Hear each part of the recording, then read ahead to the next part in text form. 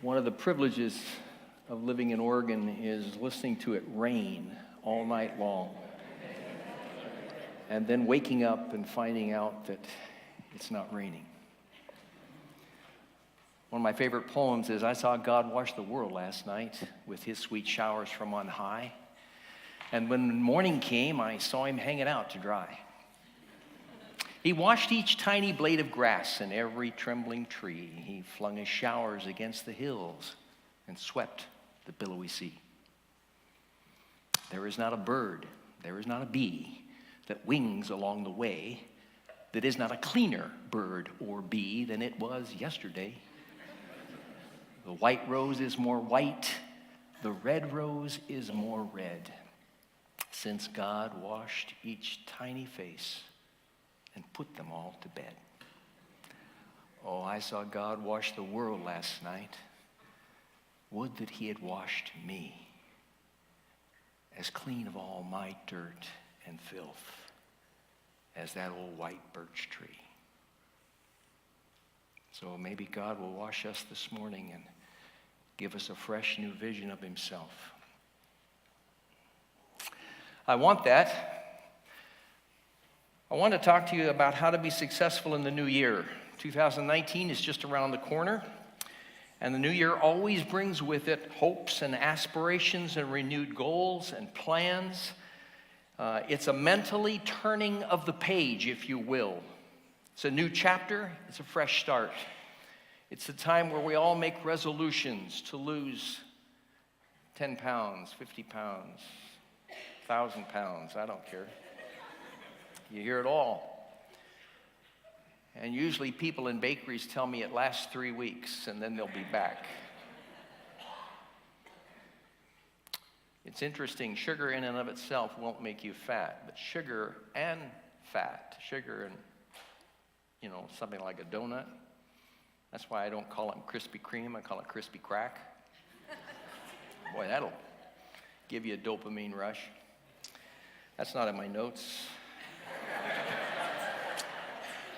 The Roman god Janus was an interesting god to the Romans. It's where we get the word January, because he looked both backwards and had an old beard, and then he had looked forwards with youth. All the attention right now is looking forward to 2019, but I want to encourage you to look back as well. And that's what this is about. The importance of looking forward and the importance of looking backward. I want to share with you some verses from Genesis chapter 26. I don't have it up there, so bear with me. It's a story of Isaac. And Isaac was the only son of Abraham. Actually, Ishmael was a son as well, but Isaac was the son that God had blessed. And I want to read to you a few verses from Genesis chapter 26. I'll take a little detour around a few verses there, but then follow along with me. And there was a famine in the land, beside the first famine that was in the days of Abraham. And Isaac went down unto Abimelech, who was the king of the Philistines, unto Gerar. And the Lord appeared to him and said, Go not down to Egypt. Dwell in the land which I shall tell you of, and sojourn in this land, and I will be with you, and I will bless you. For unto you and unto your seed I will give all these countries, and I will perform the oath which I swear unto Abraham your father. And I will make your seed to multiply as the stars of heaven, and will give unto your seed in all these countries, and in your seed shall all the nations of the earth be blessed. Because that Abraham obeyed my voice, and kept my charge, my commandments, my statutes, and my laws. And Isaac dwelt in Gerar. And Isaac sowed in the land, and received in the same year 100-fold, And the Lord blessed him. And the man waxed great and went forward and grew until he became very great. For he had possession of flocks and possession of herds and great store of servants, and the Philistines envied him. For all the wells which his father's servants had digged in the days of Abraham his father, the Philistines had stopped them and filled them with earth. And Abimelech said unto Isaac, Go from us, for you are much mightier than we. And Isaac departed, and he pitched his tent in the valley of Gerar and dwelt there. And Isaac digged again the wells of water which they had digged in the days of Abraham his father, for the Philistines had stopped them after the death of Abraham, and he called their names after the names by which his father had called them. It's a very interesting story. Abraham was gone. There was famine in the land. Everything was dry. Everything was barren. There were little signs of life. People were struggling. There was absolutely no reprieve. Probably hunger prevailed as well. People were desperate. And so Isaac thought of leaving, and everything from the human perspective says it's time to go. This is not a good place to be. But God had different thoughts. And so the outline this morning is very simple. It has to be simple because I'm putting this together for you. Not for you, for me. Never, it didn't come out right. It didn't come out right. It was my attempt at self-deprecating humor. Anyway, here's the outline. Remain, reclaim, and redig. That's it. I can handle that. That's what I'm trying to say. Remain. God said, Isaac, don't go down to Egypt. I don't want you to go down there. Stay where you are. Isaac looked around and said, what in the world is there here to stay for?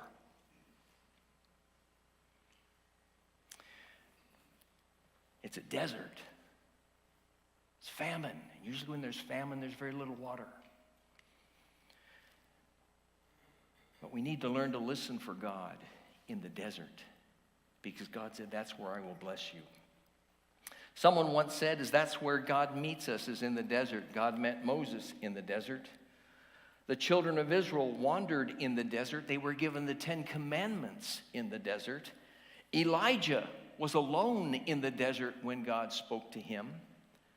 John the Baptist, God used the desert to chisel his character out of granite. Jesus was tested in the desert. Paul spent 3 years in the desert. Deserts are places of solitude. They're places where all dependence upon man is stripped away, and you are absolutely alone, or at least you feel like you're absolutely alone. And Isaac may have thought to himself, how can God bless me here? I maintain that sometimes our circumstances scream at us so loudly we can't see God's promises. Anybody ever been there? I hope I'm not the only one. But our circumstances scream so loudly we say, God, where are you? Where are you? There is no way out, humanly speaking. How many people in Scripture face that situation? How many Red Seas do we have to encounter, which are cul-de-sacs of certain death, until God opens them up at the right time, at the very last minute, and makes it a path to life? How many pits do we have to be in, like Joseph, pleading for life before we see God's promises? How many barren years do we have to wait for a child before we see God's promise giggling in our arms? How many furnaces do we have to step into before we see someone standing with us in that furnace? How many caves do we have to sleep in, crying that no man cared for my soul, before we see God's promise fulfilled? Can we, like Jeremiah, see the smoking ruins and the rubble of Jerusalem and say, It is of the Lord's mercies that we are not consumed, because his compassions fail not. They are new every morning. Great is thy faithfulness. Deserts are not fun. They're not fun at all. We question God in the deserts. We do. We doubt God in the deserts. Our spiritual muscles turn to jello in the deserts. And maybe you're there this morning. And God says, don't leave the land. Stay here. You may feel helpless. You may feel like there's no way out. But deserts can be a door of opportunity for God, because he can get our attention in the deserts.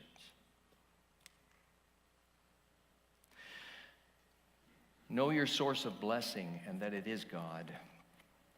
What did God do in this dry and barren place? It said that in this time of famine, Isaac sowed and he reaped 100-fold. Do you know how staggering that is? Everybody else is experiencing things that are going wrong, and Isaac sows and reaps 100-fold in a time of famine. And then God reaffirmed Abraham's blessing to Isaac. You know, it's one thing when he says that, he told his father this blessing. And he said, if you stay here, I will make of your seed and multiply you as the stars of heaven and give you the seed of all these countries, and all the seed of all the nations of the earth will be blessed. Abraham had heard that from God. And he passed it on to Isaac and said, Isaac, this is what God told me. And Isaac listened to his dad's stories, but now his dad was gone. And here was the time where God said, Isaac, let me share with you the exact same things I shared with your father. I love that. Why? Because I like Psalm 44 that says, we have heard with our ears. Our fathers have told us what you did in their day. We want you to do that for us in ours. I love that. Make it real for us. I don't want to just hear about what you did for Abraham. God says, I will make that real for you too, Isaac. And that's encouraging. Stay where you are, Isaac. Don't leave the land. I will bless you there. And then the need to reclaim. Recognize the repercussions of obedience. You see, if we think, well, if we're obedient, everything's going to go well. No, that's always not the case. Or not always the case. Blessings can flow from obedience, but there can also be some repercussions. The rabbis used to teach about Isaac being so blessed like this. They said that the people of his day said, quote, we would rather have manure from Isaac's mules than Abimelech's gold.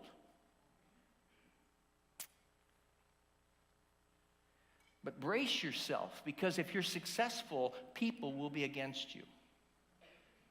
People will be against you. When you prosper, other people are not going to like it, because it says here that the Philistines in verse 14 envied him. Envy, that green-eyed monster. What's the definition of envy? A feeling of discontented or resentful longing aroused by someone else's possessions, qualities, or good fortune. The Philistines envied and hated Abraham. They envied and hated Isaac.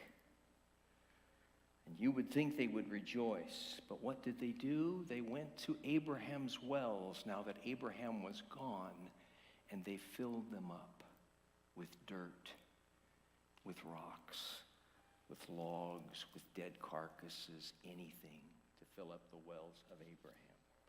Stop the source of blessings. Now, water in the Middle East is a precious commodity. We don't necessarily see that in Oregon that much, because we can step outside, look up in the sky, and within 2 minutes we'll find water. It's not that way in the Middle East. It's a very precious commodity. Digging wells, they're deep, they're refreshing, they're life-giving. It's a big day when people have dug and dug and dug and reinforced the walls and dug down, and finally they hit water. That is a big day. In Isaac's day, digging wells gave title to unoccupied lands. You see, Abimelech in Genesis 20:15 told Abraham, "Dwell in the land with me."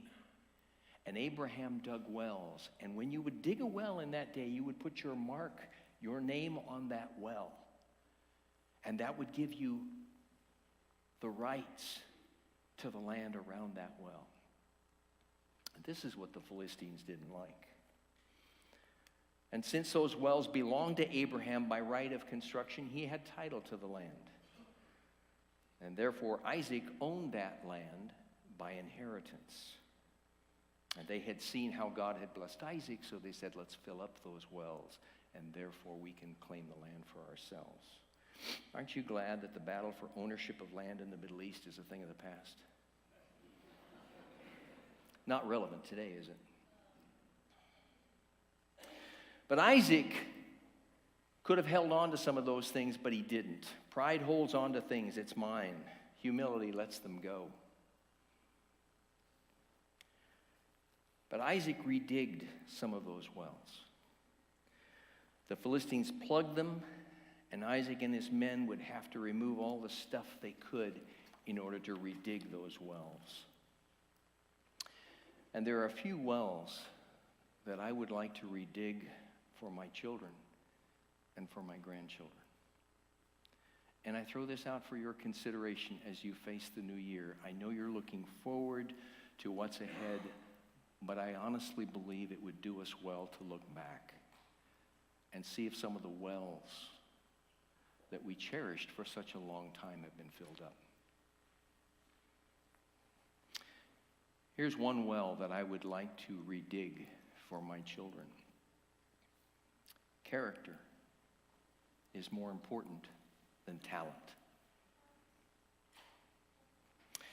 The world wants to tell you what's important. Your value and your worth will be dictated by ticket sales, by applause meters, by the size of the crowd, by how many Twitter followers you have, by your bank account and how much money you have in the bank, attendance records, Oscars, or Grammys. That determines whether or not you are a person of wealth, power, and influence. I don't think that's the case at all.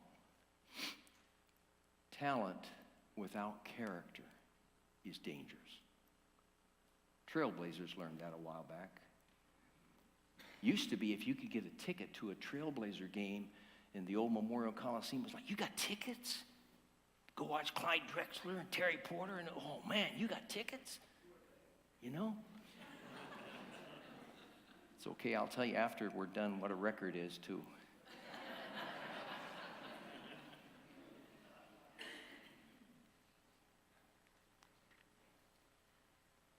Not that way. They put people on their roster that got into more trouble. The people quit calling them the Trailblazers and called them the Jailblazers. Almost emptied out the Memorial Coliseum. And they learned that talent without character is dangerous. And we need to teach our children that. We need to praise them not for whether or not they got an A or a B. A lot of people do that. You praise character, not performance. You know, there's only two people in the New Testament Jesus ever praised. Neither of them were Jewish.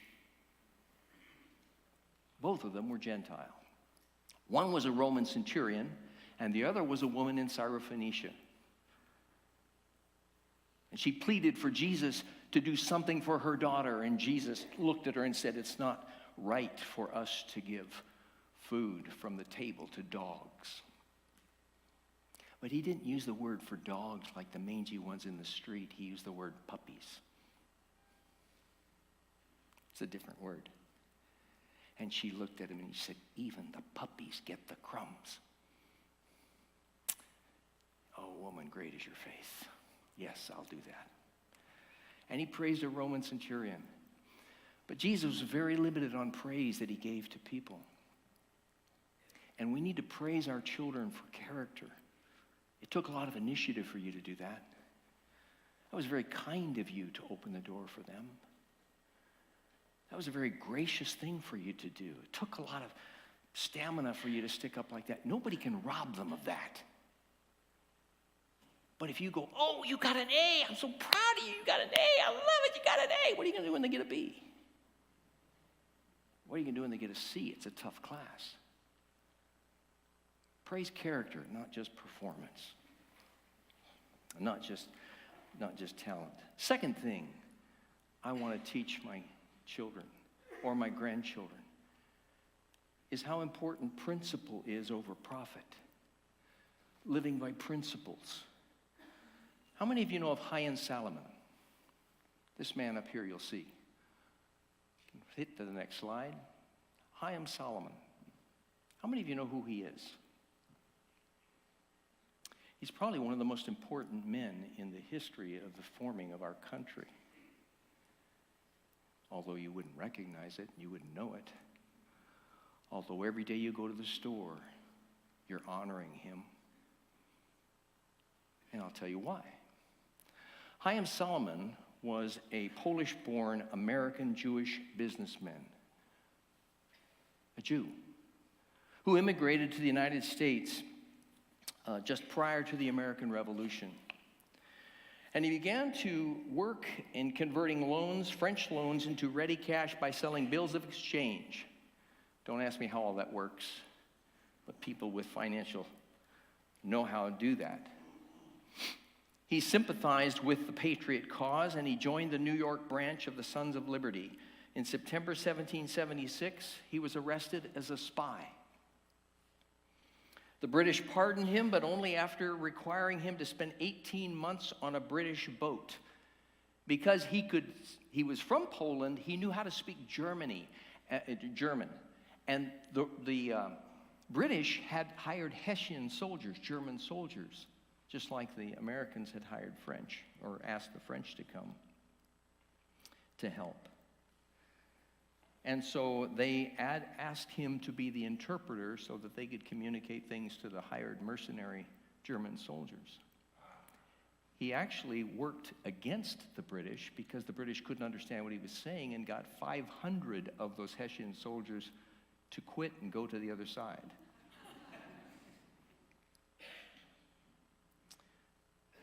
In 1778, he was arrested again and sentenced to death. Again, he managed to escape, making his way and his family to the rebel capital in Philadelphia. Once resettled, Salomon resumed his activities as a broker. He was the paymaster for the French forces in North America. And for the period of 1781 to 84, they show that Solomon's fundraising and personal lending to the war effort in the Revolutionary War provided over $650,000. Now, translate that same amount of money into 2018, and you have approximately $18,035,722.16. Now, if you said to someone today, would you be willing to give $18 million to help finance a war? But in August of 1781, the Continental Army had trapped Lieutenant General Charles Cornwallis in the Virginian coastal town of Yorktown. George Washington wanted to march on Cornwallis, but he had a problem. And his problem was that his war chest was completely empty, as was that of Congress. No more money. Without food, without uniforms, without supplies, Washington's troops were close to mutiny. He determined that he needed at least $20,000 to finance the campaign. When Morris told him there were no more funds, no credit available, Washington gave him a simple but very eloquent order. He said, "Send for Chaim Salomon."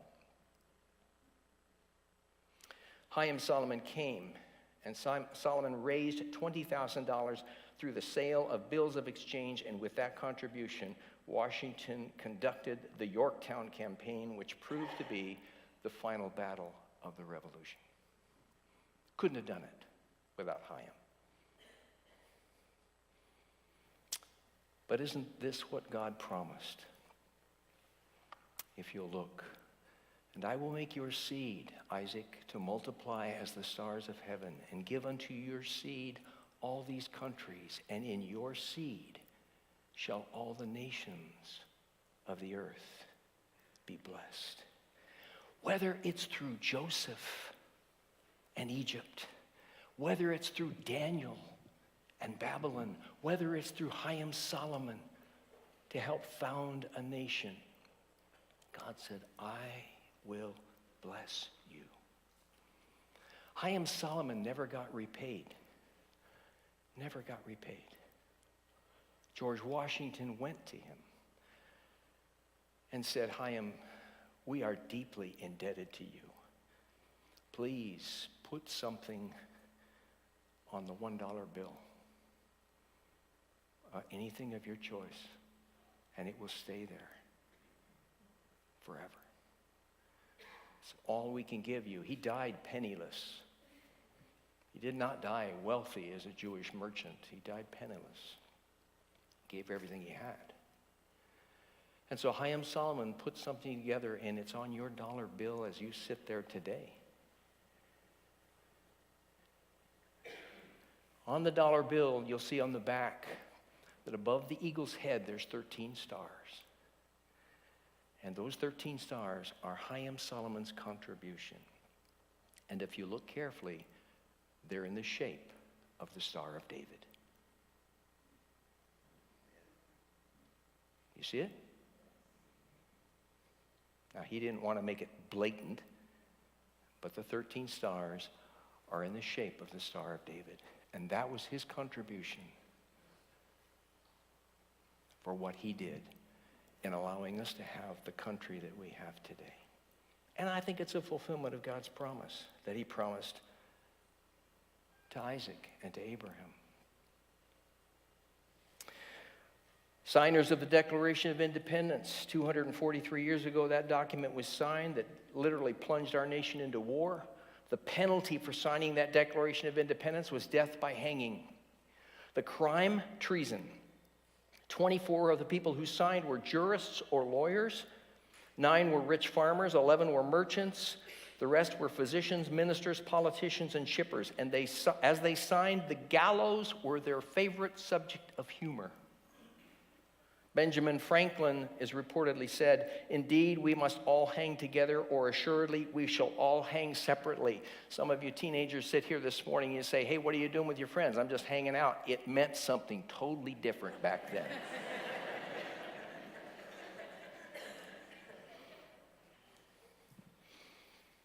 John Hancock already had a price of 500 pounds on his head when he signed. And he put his signature on there so big, he said, "I put that on there so King George won't have to use spectacles." And we use his name to this day. Put John Hancock right there. We still say that. 5 of those signers were captured by the British and killed.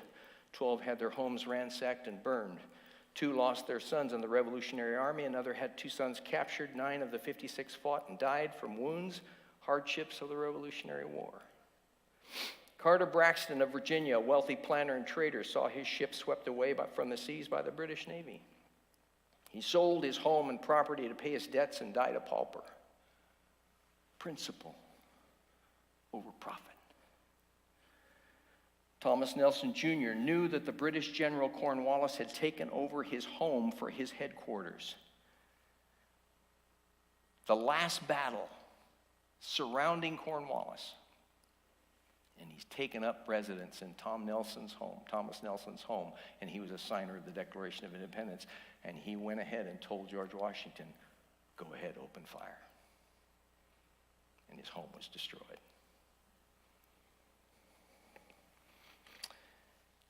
And it goes on. By the way, if I can just add this, a little history lesson. Is that okay? What kind of country did they want to set up and establish? If you said a democracy, you're mistaken. But you will hear that word thrown out on the news media. You will hear that word thrown out by even presidents. The word democracy. This country was never set up as a democracy. Ever. I pledge allegiance to the flag of the United States of America and to the... Oh. There is a world of difference between a republic and a democracy. But you're not taught that. But that's another well that we can redig. And it's a well I think we need to redig. You want a definition of a democracy? Here's a definition of democracy. Now, I took this from the War Department of the United States government. It's a citizenship manual. 1928, the War Department of the United States government. The government printed this. I didn't make it up. And it was used to train U.S. soldiers, also used to train U.S. citizens, immigrants coming into the country. And they had to explain to them what our country was. Here's their definition of a democracy from the United States government. A government of the masses. Authority is derived through mass meeting or any other form of direct expression. It results in mobocracy. The attitude toward property is communistic, negating property rights. The attitude toward law is that the will of the majority shall regulate, whether it be based upon deliberation or governed by passive prejudice and impulse, without restraint or regard to consequences. It results in demagogism, license, agitation, discontent, anarchy. Oof. Sounds terrible. But we need to go back and find out what a republic is. Let's redig that well. And lastly, one of the things that I really want to redig as you go forth is I want to redig the authority and the accuracy of the Word of God. This Bible is accurate. And I don't care who you are, in what educational circles you run, how many degrees you have after your name, it doesn't make any difference. People who walk down the road and try to tell you this or try to tell you that will stub their toes on truth, rocks of truth that God has strewn all the way along that they don't know what to do with. And so they have to go away and give their own meaning to that which God has already given meaning to. To whom shall we go? Thou hast the words of eternal life, said Peter. Jeremiah 2:13 says, for my people have committed two evils. They have forsaken me, the fountain of living waters, and hewed out them cisterns, broken cisterns that can hold no water. My wife in her kitchen has a spaghetti stop water go. Most of you have one of those. Most women here have one of those. And I asked her, where did you buy the spaghetti stop water go? She said, I got it at, what's that kitchen place? Kitchen Caboodle. It's where you go to the sink and you throw out the spaghetti and the spaghetti stops and the water goes. It's a spaghetti stop water go, right? I don't know what else to call it. And sometimes I think the world's values are all poured into a spaghetti stop water go. God told Jeremiah they were broken cisterns that can hold no water.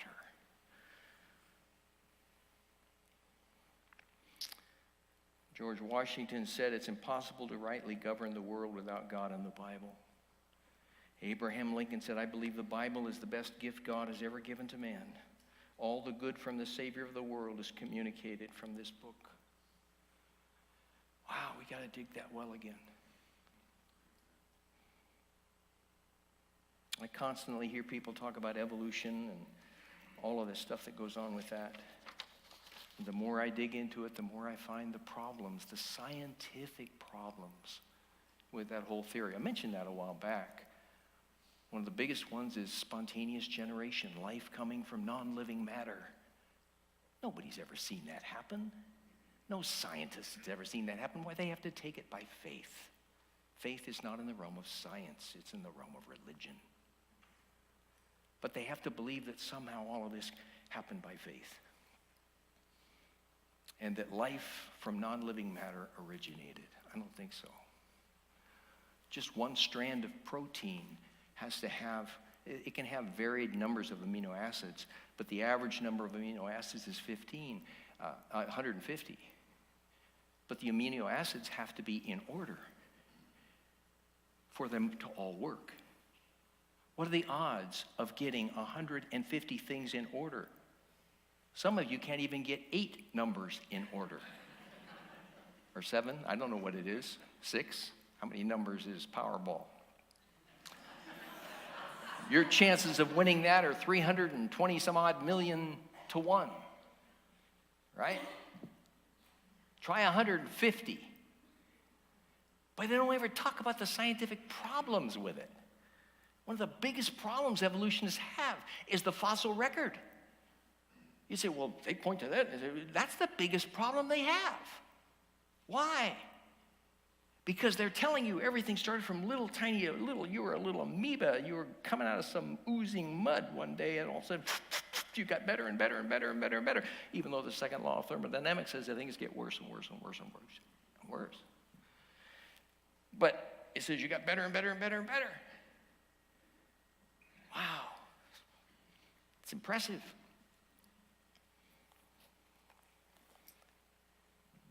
And then so the fossil record should show that. But it doesn't.